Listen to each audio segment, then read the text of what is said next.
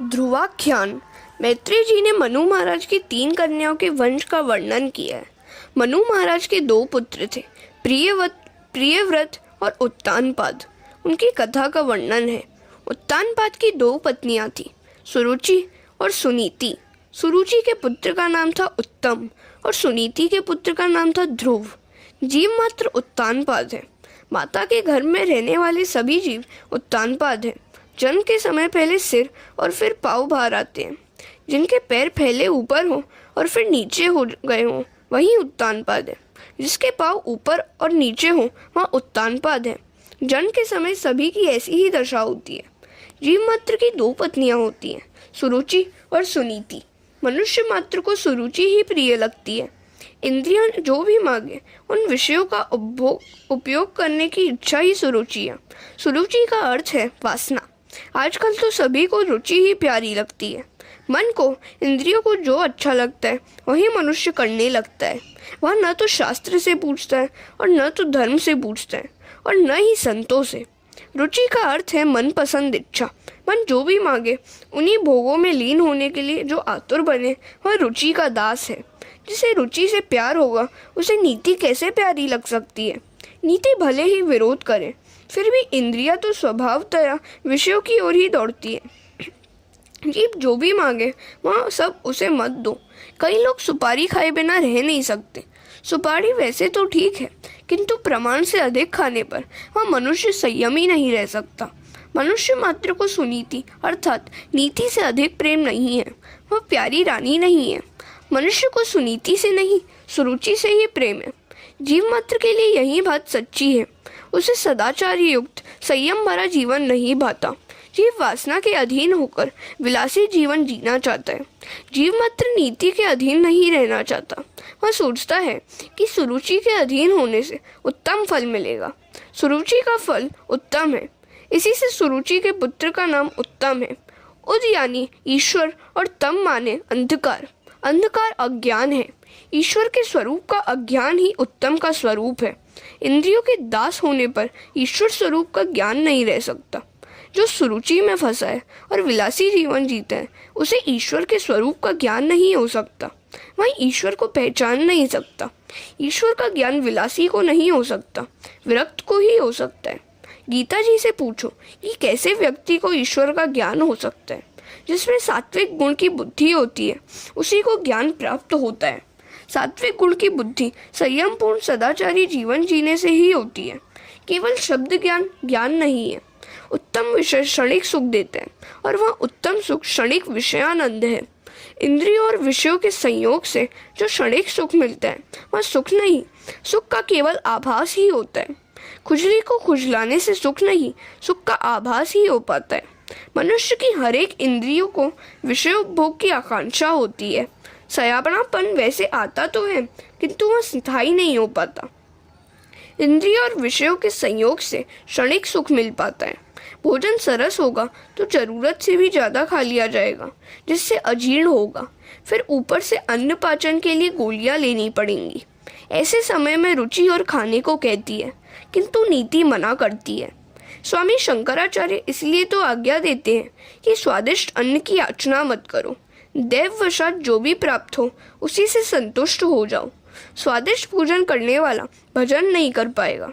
नीति का फल आरंभ में कष्टदायी होते हुए भी अंत में सुखदायी है, जबकि विषयानंद का आरंभ में परिणाम सुखदायी होने पर भी उसका परिणाम दुख ही होता है। जिसका जीवन शुद्ध है, पवित्र है, उसी को भजनानंद मिलता है और वही आनंद टिकाऊ होता है।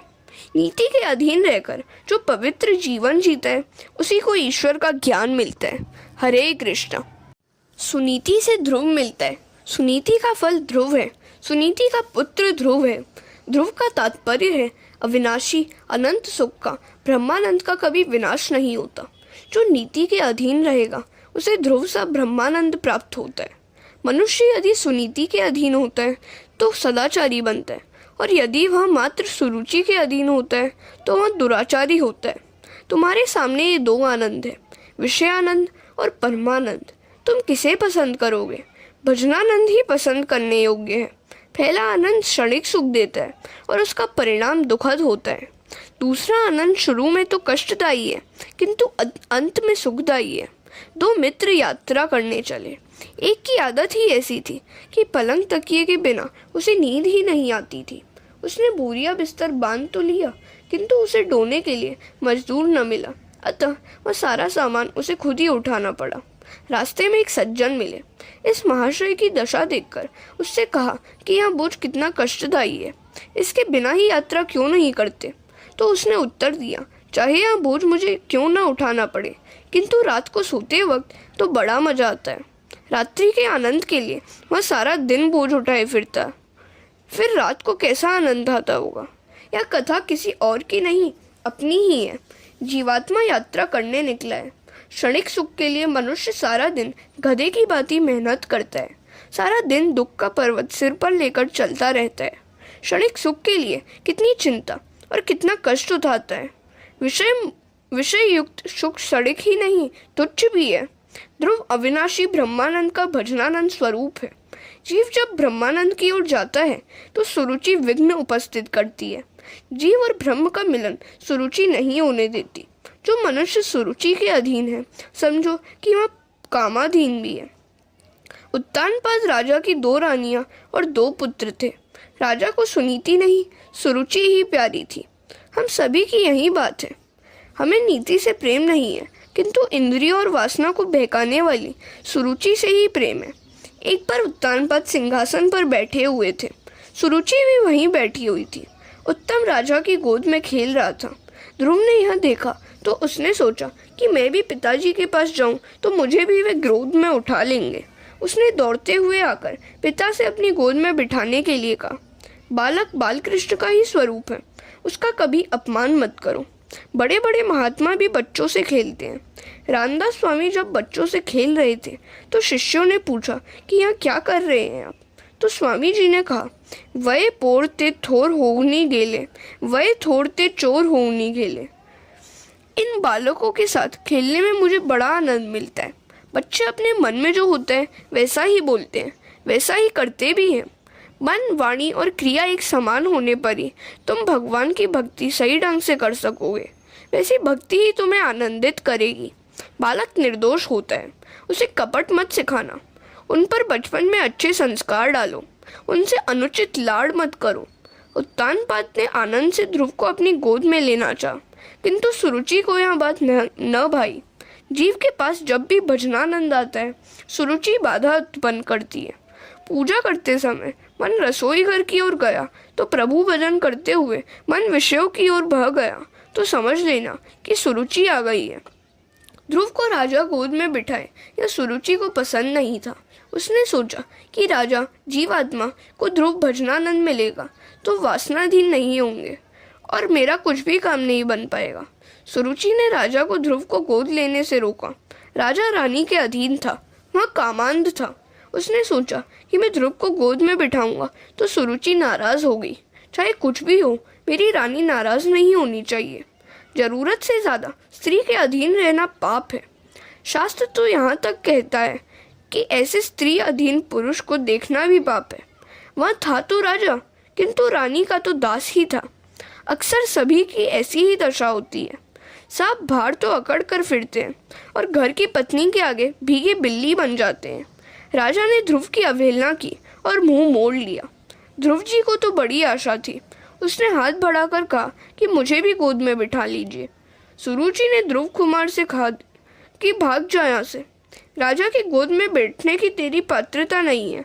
तू राजा की अप्रिय रानी सुनीति का पुत्र है, सो तू उसकी गोद में नहीं बैठ सकता। ध्रुव ने पूछा, माता क्या मैं अपने पिता का पुत्र नहीं हूँ? सुखदेव जी वर्णन कर रहे हैं। सुरुचि ने उस समय ताना दिया कि तेरी माता रानी नहीं है, रानी मैं हूँ, तेरी माता दासी है। राजा की गोद में बैठने की इच्छा तो तेरी अगर है तो तुझे मेरी कोख से जन्म लेना होगा।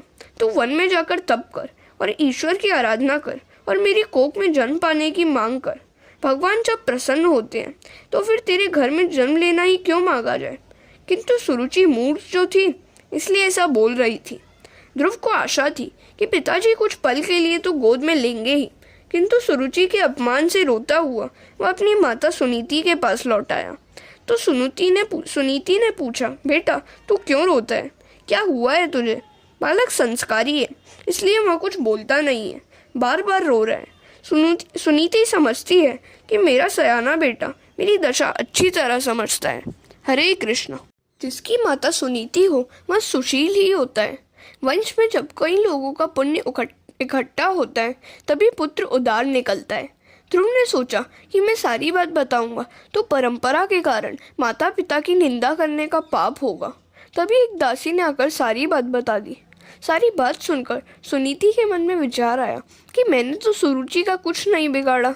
मेरे मुंह से मेरी सौत के लिए यदि कुछ कटु वचन निकल पड़ेंगे तो ध्रुव के मन में हमेशा के लिए वैर भाव के संस्कार जम जाएंगे और भविष्य में अनर्थ होगा।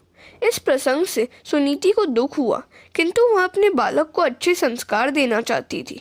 वह चाहती थी कि अपने बालक को राज्य और संपत्ति चाहे ना मिल पाए, किंतु संस्कार तो अच्छे ही मिलने चाहिए। यदि माता सुनीति हो तो अपने बालक को 1000 शिक्षकों की अपेक्षा भी अधिक अच्छी शिक्षा दे सकती है। सुनीति ने दुख के आवेग को दबाकर धीरज से कहा कि तेरी विमाता ने वैसे तो कुछ बुरा नहीं कहा। उसने तुझे जो उपदेश दिया है वह अच्छा है और मैं भी तुझे यही उपदेश देती हूँ। बेटे, यदि भिक्षा मांगनी ही है तो फिर भगवान से ही क्यों ना मांगी जाए। मनुष्य से बहुत कुछ मांगने पर भी बहुत कम ही मिलेगा और कई बार तो अपमान या उपेक्षा ही मिलेगी। अतः ठाकुर जी से ही मांगो। भगवान जब देता है तो इतना अधिक दे देता है कि जीव वह सब कुछ ले भी नहीं पाता। बेटे, भगवान तुझ पर कृपा करेंगे, तुझे प्रेम से बुलाएंगे, गोद में भी बिठाएंगे। तेरे ही नहीं, जीव मात्र के सच्चे पिता परमात्मा ही है। मैंने तुझे नारायण को सौंप दिया है। जो पिता तेरा मुंह तक नहीं देखना चाहता उसके घर में पड़ा रहना निरर्थक है।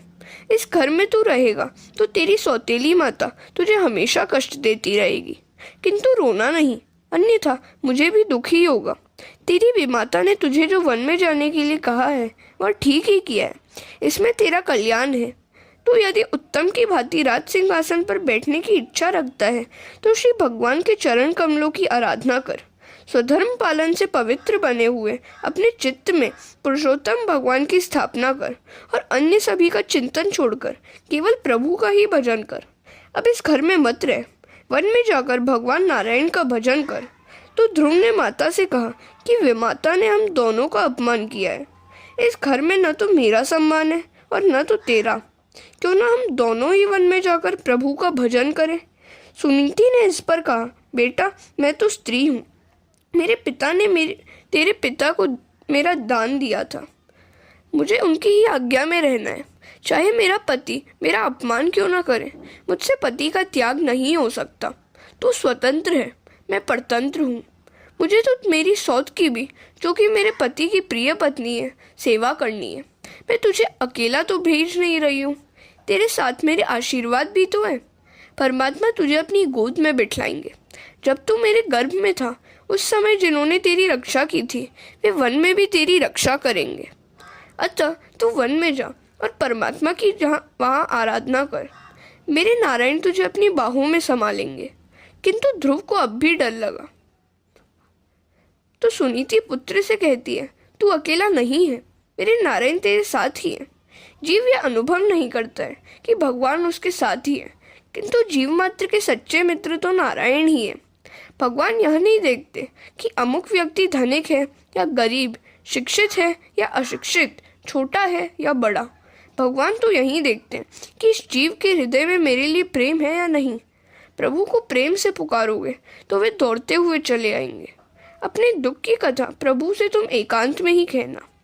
प्रभु को मनाओ, उनसे कहो कि मेरा पाप करने का स्वभाव नहीं छूट पाता है, कृपा करो, वे तुम्हारी प्रार्थना अवश्य सुनेंगे। हरे कृष्ण। ध्रुव ने पूछा, माता मुझ जैसे अबोध बालक को भी भगवान मिलेंगे क्या?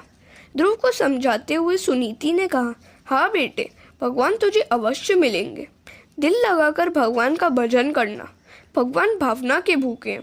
ईश्वर को जो प्रेम से पुकारता है उसके समक्ष वे अवश्य प्रकट होते हैं। बिना आतुरता के भगवान नहीं मिलते। आर्त होकर आरती करो। उपनिषद में ईश्वर ने कहा है, यह जीव मेरा पुत्र है, अमृतस्य पुत्रा। मैं तो जीव को अपनी गोद में बिठाने के लिए तैयार हूँ, किंतु वही मेरे पास नहीं आता। श्रीनाथ जी ने एक हाथ ऊपर उठाया हुआ था। उसे देखकर एक वैष्णव ने उनसे पूछा, आपने एक हाथ इस तरह ऊपर क्यों उठा रखा है? तो श्रीनाथ जी ने उत्तर दिया कि मेरे सभी बालक मुझे भूल गए हैं। मैं एक हाथ ऊपर उठाकर रोज उन्हें बुलाता हूँ, किंतु वे मेरे पास आते नहीं हैं। सुनीति ने सोचा कि बालक मेरी तो वंदना कर रहे हैं, किंतु वे माता की भी वह सद्भाव से वंदना करें तो उसका कल्याण होगा। किसी के प्रति राग द्वेष रखकर ईश्वर की आराधना नहीं की जा सकती और ऐसी आराधना सफल भी नहीं हो सकती। सुरुचि के प्रति मन में यदि यह अरुचि कुभाव रखकर जाएगा तो यह नारायण का ध्यान नहीं कर सकेगा। वह बार बार सुरुचि की बातें ही सोचता रहेगा। सुनीति ने ध्रुव को समझाया, तू मेरा सयाना पुत्र है, अपने पूर्व जन्म के कारण ही तुझे अपमान सहन करना पड़ रहा है। किसी जन्म में तूने अपनी विमाता का अपमान किया होगा, अतः उसने इस जन्म में बदला ले लिया। लाभ हानि, सुख दुख, मान अपमान आदि सब कुछ पूर्व जन्म के कर्मों का फल है। ज्ञानी उसे हंसते हुए सह लेते हैं और अज्ञानी रोते हुए। जैसा बीज बोया होगा वैसा ही फल मिलेगा। बेटा, तू अपने मन में कुछ भी न रखना। तेरी विमाता तेरे पिता को प्यारी है, तू क्या उसे प्रणाम नहीं करेगा? तूने जिस प्रकार मुझे प्रणाम किया उसी प्रकार अपनी उस विमाता को भी प्रणाम कर जो तेरे पिता को प्रिय है। जो तू मुझे प्रणाम नहीं करेगा तो भी मैं तुझे आशीर्वाद तो दूंगी ही, किंतु तेरी विमाता तो तेरे प्रणाम करने पर ही आशीर्वाद देंगी। उसकी वंदना करके तू जाएगा तो भगवान जल्दी प्रसन्न होंगे। सभी के आशीर्वाद लेकर वन में जाएगा तो परमेश्वर जल्दी कृपा करेंगे। जिस सुरुचि ने बालक का अपमान किया उसी सुरुचि की वंदना करने के लिए अपने पुत्र को सुनीति भेज रही है।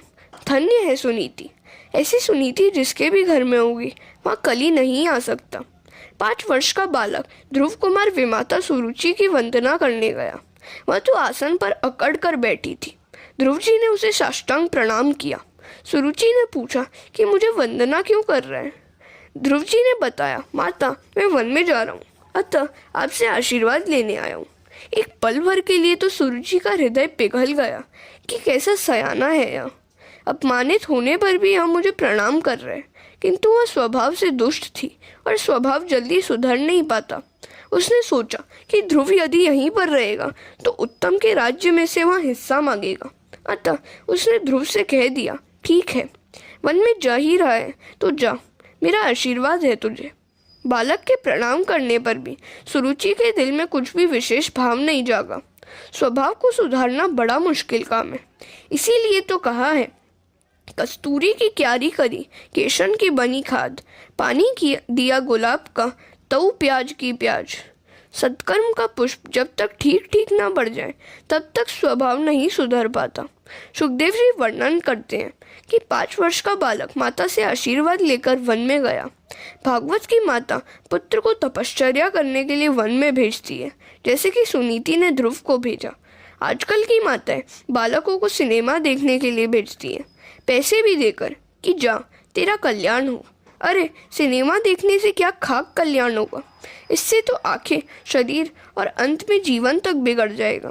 पैसे को खर्च करके अंधेरे में बैठना अज्ञान नहीं तो और क्या है? यह हंसने की नहीं या मजाक की बात नहीं, रोने की बात है। सिनेमा देखने के लिए अपने बालक को भेजने वाली स्त्री माता नहीं, शत्रु है। धन्य है सुनीति जैसी माताएं जो अपनी संतानों को अच्छे संस्कार देती हैं। हरे कृष्ण। बालक माता के दोष के कारण चरित्रहीन, पिता के दोष के कारण मूर्ख, वंश के दोष के कारण कायर और स्वयं के दोष के कारण दरिद्र होता है। दुशीलो मातृ दोषेन, पितृदोषेन मूर्खता, कार्पण्यम वंश दोषेन, आत्मदोषाद दरिद्रता। अपनी दोनों माताओं से आशीर्वाद लेकर ध्रुव वन में जा रहा है। देखिए, मात्र 5 वर्ष का बालक वन में जा रहा है। ध्रुव कभी सोचता है कि वन में तो हिंसक पशु होंगे, वे मुझे खा तो नहीं जाएंगे। तो दूसरे ही पल सोचता है, नहीं नहीं, मैं अकेला तो हूँ नहीं। मेरी माता ने ही तो कहा था कि मैं जहाँ जहाँ जाऊँगा नारायण भी साथ साथ होंगे। सभी को प्रणाम करके, सभी से आशीर्वाद लेकर जो व्यक्ति वन में जाता है उसे रास्ते में संत मिलते हैं। घर में जो झगड़ा करके जाता है उसे संत नहीं मिलते। झगड़ा करके गृह त्याग करने वाले को न तो राम मिलते हैं और न माया। मार्ग में ध्रुव जी सोच रहे हैं कि घर में तो माता मुझे बेटा कहकर पुकारती थी, किंतु यहाँ वन में मुझे बेटा कौन कहेगा? यहाँ मुझे गोद में कौन बिठाएगा? कौन मुझे प्यार करेगा? वे आगे बढ़ते ही जा रहे थे कि रास्ते में सामने से नारद जी आ मिले। ध्रुव ने सोचा कि यहाँ कोई संत है। अच्छे संस्कार के कारण ध्रुव ने उन्हें साष्टांग प्रणाम किया। प्रणाम साष्टांग ही करना चाहिए। प्रकृति अष्टधा है। अष्टधा प्रकृति स्वरूप परमात्मा में मिल जाने की इच्छा व्यक्त करने के लिए साष्टांग प्रणाम करना है। प्रणाम करने से आत्मनिवेदन होता है। अधिकारी शिष्य को मार्ग में ही गुरु मिल जाते हैं। सद्गुरु और ईश्वरत्व एक ही है। परमात्मा और सद्गुरु दोनों व्यापक है। सर्वव्यापी को खोजने की नहीं, पहचानने की आवश्यकता है। बालक की विनम्रता से नारद जी प्रसन्न हुए। उनका संत हृदय द्रवित हुआ। उस बालक को उन्होंने गोद में उठा लिया। सिर पर हाथ फेरने लगे। महापुरुष का हाथ जब मस्तक पर फिरता है तो मन के सारे विकार शांत हो जाते हैं। ध्रुव को लगा कि अपनी माता के आशीर्वाद से यहाँ मार्ग में एक और माता मिल गई। जन्मदाता माता बालक को स्तनपान करा के पुष्ट करती है, तो गुरु रूपी माता हमेशा के लिए स्तनपान छोड़ाती है, अर्थात जन्म मृत्यु के चक्र से मुक्त कराती है, मोक्ष दिलाए। अतः फिर कभी जन्म लेकर स्तनपान करना ही न पड़े। स्तनपान कराने वाली माता श्रेष्ठ है या स्तनपान छुड़ाने वाली? स्तनपान छुड़ाने वाली माता गुरु ही श्रेष्ठ है। गुरु तो कहते हैं कि बेटा, तुझे मैं ऐसा उपदेश दूंगा कि फिर कभी स्तनपान करना ही न पड़े। नारद जी ने पूछा, बेटे तू कहाँ जा रहा है? ध्रुव जी ने कहा, भगवान के दर्शन करने के लिए मैं वन में जा रहा हूँ। मेरी माता ने बताया कि मेरे सच्चे पिता तो भगवान नारायण हैं। मैं उन्हीं की गोद में बैठने के लिए जा रहा हूँ। हरे कृष्ण। नारद जी ने ध्रुव की बात सुनकर उसकी परीक्षा लेनी चाहिए। सद्गुरु परीक्षा लेने के बाद ही शिष्य को उपदेश देते हैं। नारद जी ने उससे कहा, अरे अभी तो तू छोटा सा बच्चा है, यहाँ तेरी खेलने कूदने की अवस्था है, प्रभु का जप करने की नहीं। मेरा विचार है कि साधारण पुरुषों के लिए ईश्वर को प्रसन्न करना बड़ा ही कठिन कार्य है। तू जिनकी कृपा की इच्छा कर रहा है वे तो दुराराध्य है। बड़े बड़े ऋषि कई जन्मों तक ईश्वर की आराधना करते हैं, फिर भी उन्हें नहीं मिल पाते। वे भगवान का मार्ग ढूंढते तो हैं, किंतु जान नहीं सकते। तू बड़ा होकर पहले हर प्रकार के सुखों का उपभोग कर और वृद्धावस्था में निवृत्त होकर वन में चले जाना। तब शांति से भजन करना, राम नाम जपना और भगवान का दर्शन कर लेना। तू चाहता है कि भगवान तुझे गोद में बिठा ले, किंतु बड़े बड़े ऋषि मुनि हजारों वर्षों की तपश्चर्या करने के बाद भी उन्हें पा नहीं सकते, तो फिर तेरे जैसे बालक को तो वे कैसे मिलेंगे? अतः यही अच्छा है कि तू अपने घर वापस चला जा। ध्रुव कुमार ने कहा, जी नहीं, जिस घर में मेरा अपमान होता है वहाँ मैं नहीं रह सकता। अपने पिताजी के राज सिंहासन पर न बैठने का मैंने निश्चय किया है। इसी जन्म में प्रभु के दर्शन करने का भी निश्चय किया है। गुरुजी, आप मार्गदर्शन कराएं। ध्रुव का अटल निश्चय देखकर नारद जी ने कहा, जो व्यक्ति अपना कल्याण चाहता है और धर्म, अर्थ, काम और मोक्ष प्राप्त करना चाहता है, तो उसके लिए एकमात्र साधन है श्री हरि के चरणों की सेवा। तू मधुवन में जा। वृंदावन में यहाँ मधुवन है, जहाँ ध्रुव जी को नारायण के दर्शन हुए थे। यमुना कृपालु है। यमुना महारानी कृपा देवी का अवतार है। भागवत में कुछ ऐसे स्थानों का निर्देश है जहाँ परमात्मा अखंड रूप से विराजते हैं। मधुवन में श्रीरंगम में आदि, श्रीरंगम में अनंत शयनम पद्मनाभम है। द्वारिका में भी श्री भगवान विराजते हैं। उन्होंने द्वारिका त्यागी नहीं है। बोडाड़ा की भक्ति अनन्य थी, अतः उनका एक स्वरूप डाकोर आया था। गंडक नदी के किनारे पुलक ऋषि के आश्रम में भी उनका अखंड वास है, ऐसा भागवत के 5वें स्कंद में कहा गया है। वृंदावन में भगवान का अखंड वास है। यमुना जी तेरा ब्रह्म संबंध सिद्ध करेंगी। यमुना जी तेरे लिए सिफारिश करेंगी। अपात्र होने पर भी माता मानेंगी कि तू उसका हुआ है, अतः वे कृपा करेंगी। नारद जी ने ध्रुव को आज्ञा दी, वत्स तेरा कल्याण हो। यमुना नदी के तट पर स्थित परम पवित्र मधुवन में तू जा। वहाँ श्री हरि का नित्य निवास है। हरे कृष्ण। वृंदावन प्रेम भूमि है। वहाँ रहकर भजन करने से मन जल्दी शुद्ध होता है। वृंदावन दिव्य भूमि है। वहाँ जीव और ईश्वर का मिलन शीघ्र होता है। ध्रुव जी ने पूछा, वृंदावन जाकर वहाँ परमात्मा की आराधना किस प्रकार करनी है? नारद जी कहते हैं, ध्यान करने से पहले मानसी सेवा करना, चतुर्भुज नारायण की मानसी सेवा करना। उस समय मन की धारा कहीं टूट न जाए, इसका ख्याल रखना। ईश्वर में मन सतत संलग्न रहना चाहिए। मानसी सेवा श्रेष्ठ मानी गई है। भगवान शंकराचार्य भी कृष्ण की मानसी सेवा करते थे। जो अपने पास कुछ नहीं रखते, वैसे विरक्त सन्यासी मानसी सेवा करे, वह उत्तम है। किंतु गृहस्थ के मात्र मानसी सेवा करने से कुछ नहीं बन सकता। गृहस्थ को चाहिए कि वह मानसी और प्रत्यक्ष दोनों सेवा करे। मानसी सेवा के लिए उत्तम समय है प्रातः काल के 4 से 4:30 बजे का। किसी भी व्यक्ति का मुख देखे बिना सेवा करनी चाहिए। प्रातः काल उठकर ध्यान करो कि तुम गंगा किनारे बैठे हो। मन से ही गंगा जी में स्नान करो। अभिषेक के लिए चांदी के कलश में गंगा जल लाओ। ठाकुर जी के जगने पर आचमन कराओ। मंगल के बाद माखन मिश्री की जरूरत पड़ेगी। भोलेनाथ शंकर को कुछ नहीं चाहिए, किंतु कन्हैया तो सब कुछ मांगता है। फिर कृष्ण को स्नान कराओ। शंकर तो शीतल जल से स्नान कर लेते हैं, किंतु बाल कृष्ण को तो उष्ण जल से ही स्नान कराओ। फिर ठाकुर जी का श्रृंगार करो। श्रृंगार न करने पर भी कृष्ण सुंदर तो लगते ही हैं, किंतु श्रृंगार करने से तुम्हारा मन भी सुंदर होगा। अपने विकृत मन को सुधारने के लिए ही श्रृंगार करना है। श्रृंगार से ही समाधि सा आनंद मिलता है। श्रृंगार के बाद भगवान को सुंदर भोग लगाकर तिलक करो, आरती उतारो। उस समय तुम्हारा हृदय आर्द्र बनना चाहिए। पद्म पुराण में आरती का कर्म बताया गया है। चरण, जंघा, वक्षस्थल, मुख और उसके बाद सर्वांगों की आरती उतारी जानी चाहिए। आरती करते समय प्रभु दर्शन के लिए आर्त बनना चाहिए। भगवान के दर्शन करते हुए ध्यान करना है। श्री हरि का धीर मन से ध्यान करो। जब ध्यान सहित होना चाहिए। कुछ लोग ऐसे भी होते हैं जो जप करते समय भी संसार का ही चिंतन करते रहते हैं। ऐसे करने के कारण जप निष्फल तो नहीं माना जा सकता, किंतु जैसा फल मिलना चाहिए वैसा फल नहीं मिल पाता। स्नान करने से शरीर की शुद्धि होती है। दान करने से धन की शुद्धि होती है। ध्यान करने से मन की शुद्धि होती है। जप और ध्यान एक साथ होने चाहिए। जप करते समय जिस देव का तुम ध्यान कर रहे हो, उसकी मूर्ति तुम्हारे मन से हटनी नहीं चाहिए। जीभ से भगवान का नाम लिया जाए और मन से भगवान का स्मरण किया जाए। आंखों से उनका दर्शन करो और कानों से उनका श्रवण। मैं तुम्हें एक मंत्र भी दे रहा हूँ, ओम नमः भगवते वासुदेवाय। इस महामंत्र का तुम सतत जाप करते रहो। भगवान अवश्य प्रसन्न होंगे। मेरा आशीर्वाद तुम्हारे साथ है। तुम्हें 6 महीने में भगवान मिलेंगे। संचित प्रारब्ध कर्म को जलाने के लिए 3 जन्म लेने पड़ते हैं।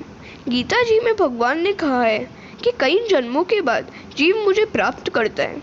बहुनाम जन्म जन्मानमेन्ते। विद्वानों ने यहाँ ऐसा अर्थ किया है कि बहुनाम अर्थात 3 जन्म। अपने कर्मों के क्षय के लिए योगियों ज्ञानियों को 3 जन्म तो लेने ही पड़ते हैं, किंतु भागवत में वर्णित ध्रुव चरित्र में कहा गया है कि जप करने से 6 महीने में भगवान मिलते हैं। हरे कृष्ण। ध्रुव जी ने कहा है कि भगवत चरणों की छाया मैंने 6 महीने में ही प्राप्त की थी। यह सही बात है। तुम भी अनुभव करके देखो। किंतु जिस प्रकार ध्रुव ने तपश्चर्या की थी, उसी प्रकार तपश्चर्या करो। साधना करने से सिद्धि प्राप्त होती है। ध्रुव ने कई जन्मों तक तपश्चर्या की थी। पूर्व जन्म में 6 मास में ही उन्हें परमात्मा के दर्शन होने वाले थे। उस योग के लिए अभी 6 मास बाकी थे। पूर्व जन्म में वे ध्यान कर ही रहे थे कि वहीं पर राजा रानी आ गए। ध्रुव जी सोचने लगे कि इन राजा रानी ने जो सुखोपभोग किया है, वैसे मैंने तो कभी नहीं किया। इसी कारण से उन्हें राजा के घर में जन्म मिला। नारद जी अब उत्तानपाद राजा के पास गए। वियोग में सभी को बिछुड़े व्यक्ति के गुणों की याद आती है। उत्तानपाद पश्चाताप करते हुए बैठे हैं और ध्रुव के गुणों को याद कर रहे हैं। नारद जी ने सोचा, चाहे जो कुछ भी हो, किंतु यह मेरे शिष्य के पिता हैं, मुझे इनका भी उद्धार करना ही होगा। यह सुरुचि के अधीन हो गया है। यह जीव को वश में करेगा तो उसकी साधना सफल होगी। जीव पर काबू पाने से सुरुचि का मोह कम हो जाएगा। उत्तानपाद जी से नारद जी ने कहा, तुम 6 मास केवल दूध ही पीना, अनुष्ठान करना। ध्रुव जी मधुवन में आए। प्रथम दिवस उन्होंने अनशन किया। और फिर 3 दिन एक आसन पर बैठकर ध्यान किया। केवल फलाहार ही किया। अन्नाहार से रजोगुण की और फलाहार से सत्व गुण की वृद्धि होती है। दूसरे महीने में और संयम किया। एक साथ 6 दिनों तक ध्यान में बैठने लगे। तीसरे महीने में एक साथ 9 दिनों तक ध्यान करने लगे। फलाहार भी छोड़ दिया, केवल वृक्षों के पत्ते ही खाते। धीरे धीरे संयम बढ़ाने से भक्ति भी बढ़ती ही जाती है। जिस विषय का एक बार त्याग किया हो उसमें मन इंद्रियों को फिर कभी नहीं लगने दो। चौथे मास में केवल यमुना जल पीकर 12 दिन एक ही आसन पर बैठकर जप किया। 5वें मास में जल भी छोड़ दिया और वायु भक्षण करके 15 दिन तक एक ही आसन से जाप करते रहे। अब 6ठा मास आया तो उन्होंने निश्चय किया कि जब तक परमात्मा नहीं मिलेंगे तब तक मैं आसन पर बैठूंगा, और वे ध्यान जप में मग्न हो गए। निश्चय अटल होगा तो भगवान अवश्य मिलेंगे।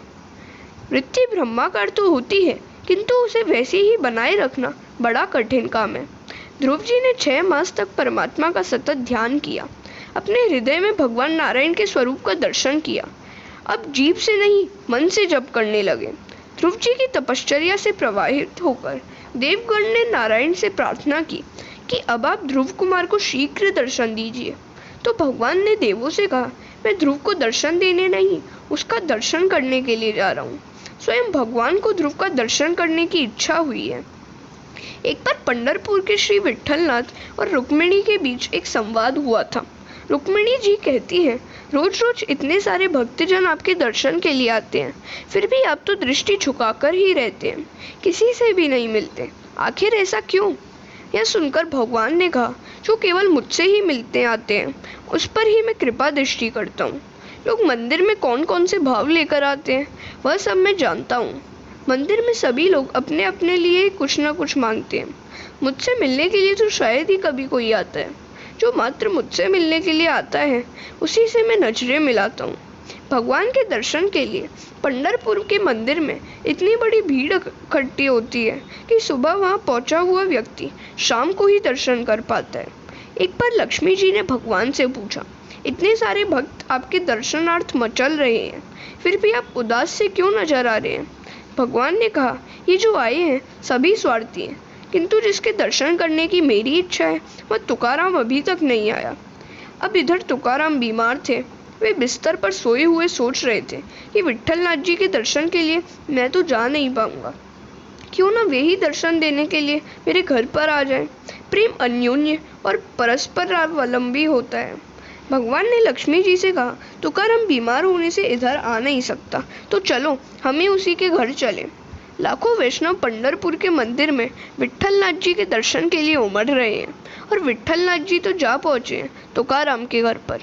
जिस प्रकार सच्चा वैष्णव ठाकुर जी के दर्शन के लिए आतुर होता है, उसी प्रकार सच्चे भक्त के लिए दर्शन के लिए भगवान भी आतुर होते हैं। हरे कृष्ण। ध्रुव जी के समक्ष भगवान नारायण प्रकट हुए, किंतु ध्रुव जी ने आंखें नहीं खोली। भगवान ने सोचा कि इस तरह तो मैं कब तक खड़ा रहूंगा। ध्रुव जी के हृदय में जो तेजोमय प्रकट स्वरूप था उसको प्रभु ने अंतर्धान कर दिया। अब ध्रुव जी व्यथित हो गए, सोचने लगे कि वह दिव्य स्वरूप कहाँ अदृश्य हो गया। ध्रुव जी ने आंखें खोली तो अपने सामने चतुर्भुज नारायण को देखा। अब तो ध्रुव जी मानो भगवान का दर्शन नहीं कर रहे हैं, किंतु उनकी रूप ज्योति को पी रहे हैं। बहुत कुछ बोलने की इच्छा है, किंतु कैसे बोला जाए, क्योंकि अज्ञानी जो ठहरे। अपने शंख द्वारा भगवान ने बालक के गाल का स्पर्श किया और उसके मन में सरस्वती जागृत की। ध्रुव जी ने स्तुति की, प्रभु आप सर्वशक्ति संपन्न हैं। आप ही मेरे अंतःकरण में प्रवेश करके अपने तेज से मेरी सुषुप्त वाणी को चेतना युक्त करते हैं तथा मेरे हाथ, पैर, कान, त्वचा आदि अन्य सभी इंद्रियों और प्राणों को चैतन्य देते हैं। ऐसे आप अंतर्यामी भगवान की मैं वंदना करता हूँ। मेरी बुद्धि में प्रविष्ट होकर उसे सत्कर्म की प्रेरणा देने वाले प्रभु को मैं बार बार वंदन करता हूँ। आपका कृतज्ञ आपको कैसे भूल सकता है? जो आपकी स्तुति नहीं करता वह सचमुच ही कृतज्ञ है। आप तो मनुष्य को जन्म मरण के चक्र से मुक्त करते हैं। आपको कामादि विषयों की इच्छा से बजने वाला मूर्ख है। आप तो कल्प वृक्ष है। फिर भी वे मूर्ख जन देहोपभोग के हेतु ऐसे सुखों की इच्छा करते हैं जिन सुखों के कारण ही प्राणी को नरक लोक में जाना पड़ता है। जब आप कृपा करेंगे तभी यह जीव आपको पहचान सकता है। आपकी कृपा प्राप्त होने पर ही यह जीव आपका दर्शन कर सकता है, आपको प्राप्त कर सकता है। मात्र साधना से ईश्वर दर्शन नहीं होता। कृष्ण कृपा साध्य है, साधना साध्य नहीं। किंतु इसका अर्थ यह नहीं है कि तुम साधना न करो। साधना तो अवश्य करो, किंतु उस साधना पर विश्वास मत करो, अभिमान मत करो। साधना तो करनी ही है। साधना करते करते थका हुआ जीव दीन होकर रो पड़ता है, तभी भगवान कृपा करते हैं। उपनिषद में भी कहा है, वह आत्मा न तो वेदाभ्यास से मिलती है, न तो बुद्धि चातुर्य से मिलती है, और न तो कोई शास्त्रों के श्रवण से, किंतु जिसका वह वर्ण करती है उसी को इस आत्मा की प्राप्ति होती है। आत्मा उसी को स्वरूप दर्शन कराती है। साध्य की प्राप्ति होने के पश्चात कई लोग साधन की उपेक्षा करते हैं। साधन की उपेक्षा करने से फिर माया प्रविष्ट हो जाती है। अद्वैत भाव की सिद्धि के पश्चात वैष्णव तो भगवान की भक्ति करता ही रहता है। ईश्वर प्राप्ति हो जाने पर भी साधना का त्याग नहीं करना चाहिए। साधना की ऐसी आदत हो जाती है कि वह छूट भी नहीं पाती। तुकाराम ने कहा है, आंधी केला सत्संगम तुका झाला पांडुरंगम, त्याज्य भजन राही ना मूल स्वभाव जाइना। सत्संग से तुकाराम पांडुरंग जैसे हो गए हैं। अब उन्हें भजन करने की आवश्यकता नहीं है, किंतु तुकाराम को भजन करने की आदत ही ऐसी पड़ गई है कि भजन करना छूट ही नहीं पाता। तुकाराम ने प्रारंभ में सत्संग किया तो उन्हें जप करने की आज्ञा मिली।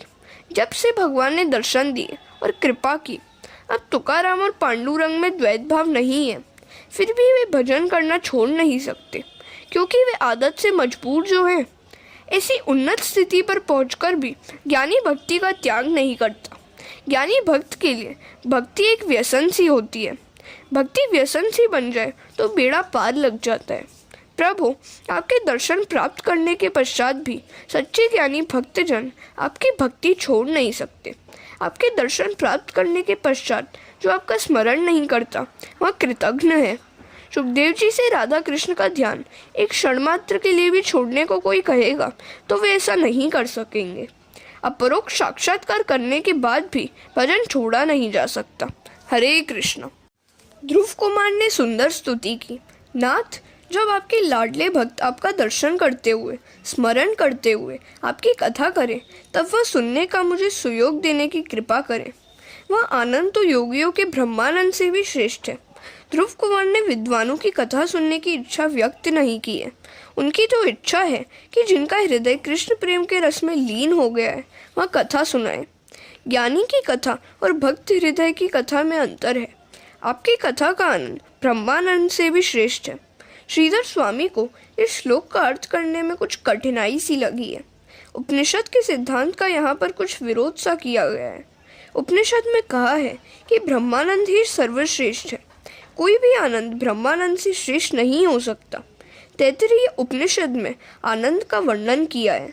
मनुष्य के आनंद की अपेक्षा गंधर्वों का आनंद श्रेष्ठ है। इसकी अपेक्षा स्वर्ग के देवों का आनंद श्रेष्ठ है। देवों के आनंद से बढ़कर है इंद्र का आनंद। इंद्र आनंद की अपेक्षा बृहस्पति का आनंद 100 गुना श्रेष्ठ है। किंतु ब्रह्मानंद तो सर्वश्रेष्ठ आनंद है, जो निष्काम है, निर्विकार है और जिसके मन का निरोध हो चुका है। उसे जो आनंद मिलता है यही ब्रह्मानंद है। यह सर्वश्रेष्ठ आनंद है। ब्रह्माकार वृत्ति वाले योगियों को जो ब्रह्मानंद प्राप्त होता है वह श्रेष्ठ आनंद है। जहाँ द्वैत, प्रपंच, मैं और तू नहीं है वह आनंद श्रेष्ठ है।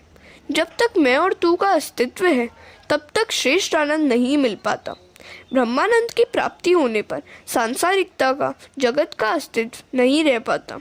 भागवत में ध्रुव जी कहते हैं कि भगवान की कथा श्रवण का आनंद ब्रह्मानंद से भी श्रेष्ठ है।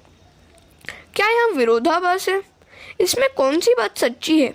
महापुरुषों ने अपनी अपनी दृष्टि से समाधान किया है कि ब्रह्मानंद सर्वश्रेष्ठ है, किंतु इसमें एक दोष है। यह आनंद एक भोग्य है, सर्वभोग्य नहीं। जिसकी वृत्ति ब्रह्माकार हुई हो उसे ही यह आनंद मिल सकता है। अतः यह आनंद गौड़ है। कथा कीर्तन का आनंद अनेक भोग्य है। भजनानंद सर्वभोग्य होने के कारण सभी को एक साथ आनंदित करता है। इसी कारण से कथानंद को ब्रह्मानंद की अपेक्षा श्रेष्ठ कहा गया है। वैसे तो तात्विक दृष्टि से ब्रह्मानंद ही सर्वश्रेष्ठ कहा जाएगा। ब्रह्मानंद एक ही व्यक्ति को आनंदित कर सकता है। जो आनंद समाधि में लीन योगी प्राप्त कर सकता है, वह आनंद योगी के सेवक को नहीं मिल पाता। समाधि लीन योगी अकेला ही संसार पार करता है, जबकि सत्संगी स्वयं भी पार होता है, अन्यों को भी पार ले जाता है। कथा श्रवण सभी को एक साथ आनंद देता है, यह अनेक भोग्य है। अतः कथा श्रवण का आनंद कथानंद से भी श्रेष्ठ कहा गया है। कुछ टीकाकारों ने कहा है कि ब्रह्मानंद की अपेक्षा अन्य कोई भी आनंद श्रेष्ठ नहीं है, किंतु सत्संग की महिमा वृद्धिगत करने के लिए ऐसा भगवत में कहा गया है। हरे कृष्ण। प्रभु ने ध्रुव जी से कहा, मैं तेरी भक्ति से प्रसन्न हुआ हूँ, तू मुझसे चाहे जो मांग सकता है। ध्रुव जी ने कहा, क्या मांगूं और क्या नहीं, यह मेरी समझ में नहीं आ रहा। आपको जो भी प्रिय हो वही मुझे दीजिए। भगवान शंकर जब प्रसन्न हुए थे तब उन्होंने नरसिंह मेहता से वर मांगने को कहा था। नरसिंह मेहता ने भी ध्रुव जैसा ही उत्तर दिया था। तो शिवजी ने कहा कि मुझे तो रासलीला प्रिय है, अतः मैं तुझे उसी का दर्शन कराऊंगा। और शिवजी ने मेहता को रासलीला के दर्शन कराए थे। ध्रुव जी से भगवान ने कहा, तू कुछ कल्पों के लिए अपने राज्य का शासन कर, उसके पश्चात मैं तुझे अपने धाम में ले चलूंगा। ध्रुव जी ने आशंका व्यक्त करते हुए कहा, मुझे अपने पूर्व जन्म की याद आ रही है। राजा रानी के दर्शन से मेरा मन विचलित हुआ था, अतः मुझे यह जन्म लेना पड़ा। अब जो राजा बना तो फिर रानियों की माया में फंस जाऊंगा और असावधान हो जाऊंगा। मैं राजा नहीं बनना चाहता। प्रभु ने कहा, तू चिंता न कर, ऐसा कभी नहीं होगा। तेरी राजा बनने की इच्छा न भी हो तो मैं तुझे राजा बना हुआ देखना चाहता हूँ। यह माया तुझे प्रभावित नहीं कर सकेगी। मेरा नियम है कि जो मेरा पीछा करता है मैं भी उसी का पीछा करता हूँ।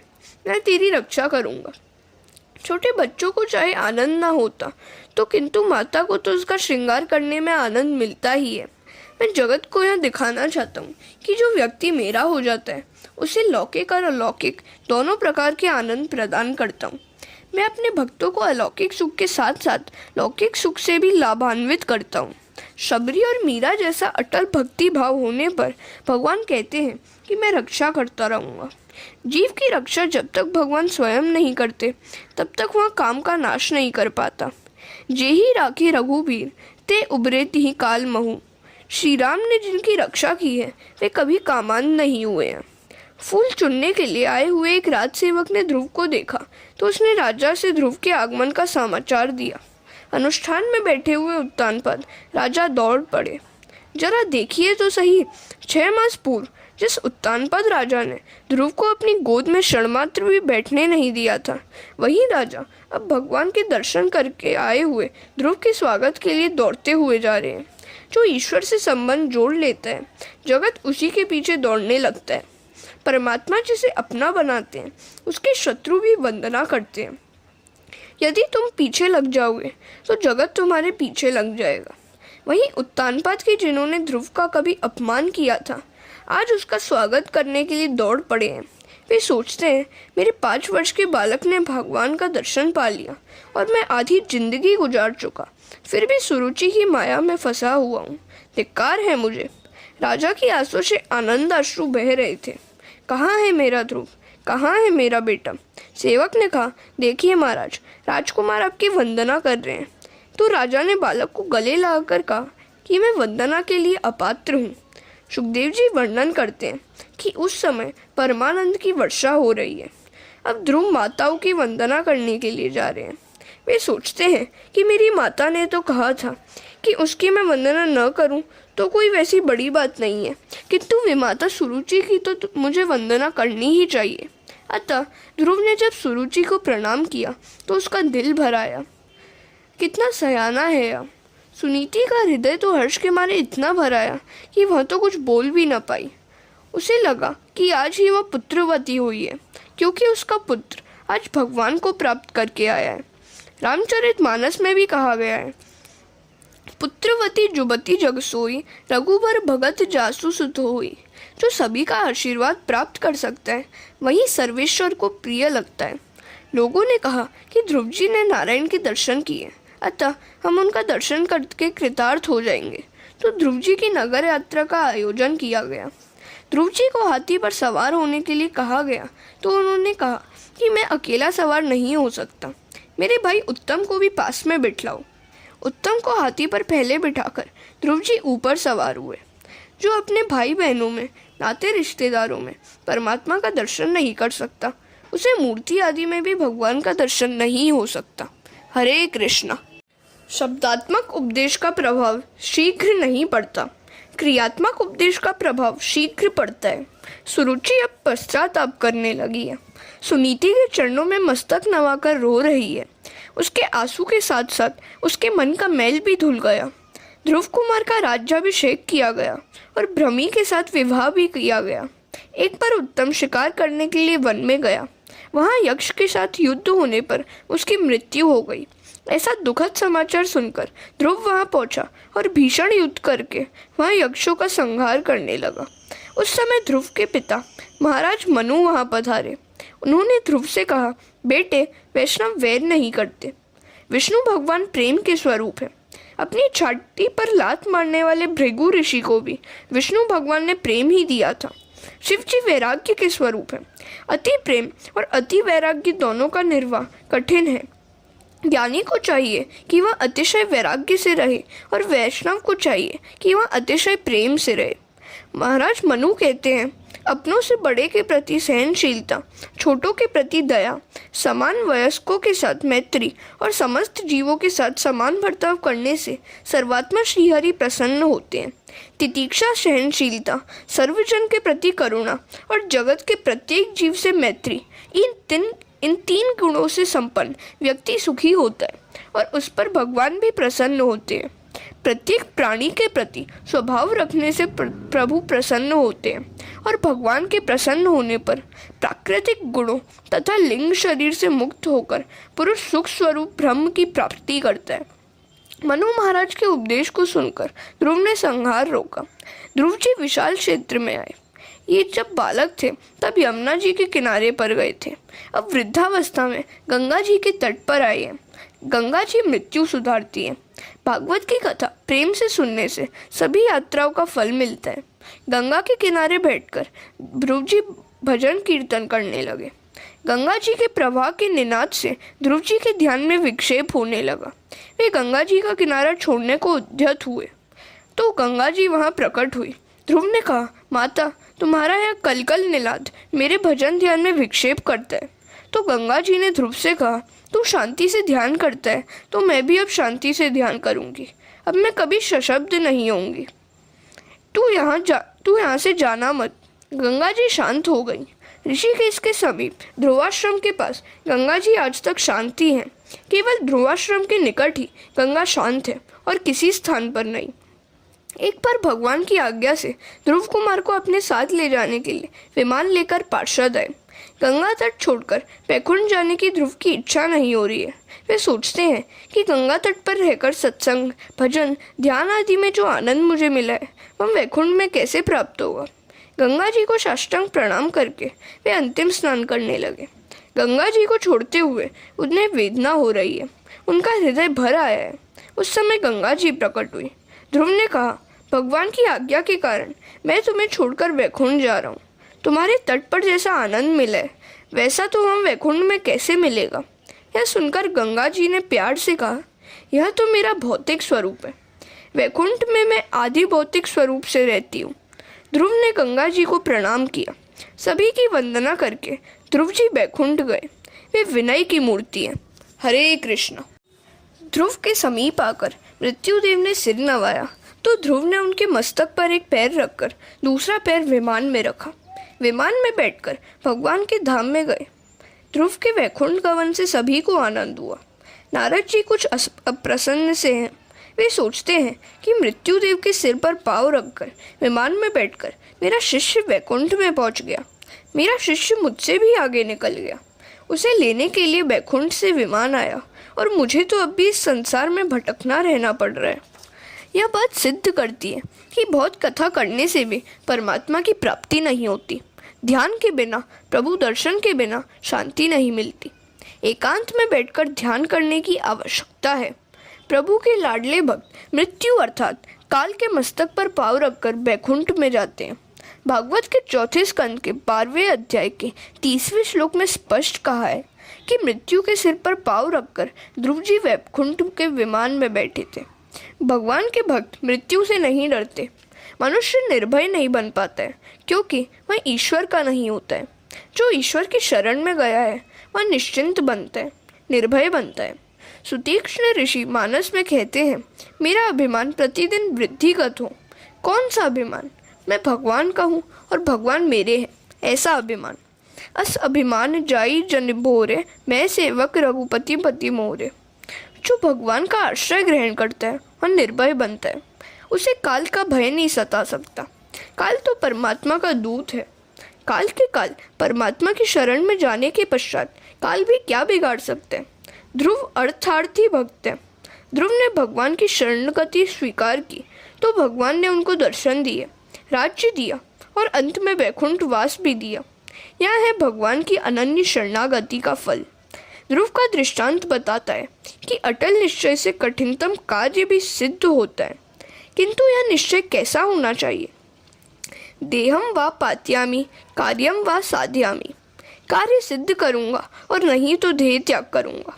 यह दृष्टांत यह भी बताता है कि बाल्यावस्था से ही जो भगवान की भक्ति करता है उसे ही वे मिल पाते हैं।